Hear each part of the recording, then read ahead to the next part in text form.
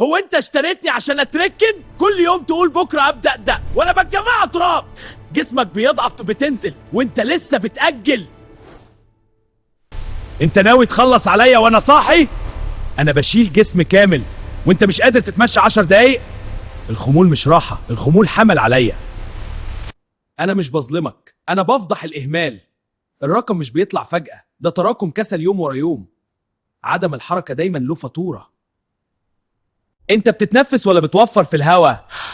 انا معمول عشان اجري واوسع النفس، مش من السرير للكنبة. قلة الحركة خلتني شغال بنص طاقتي.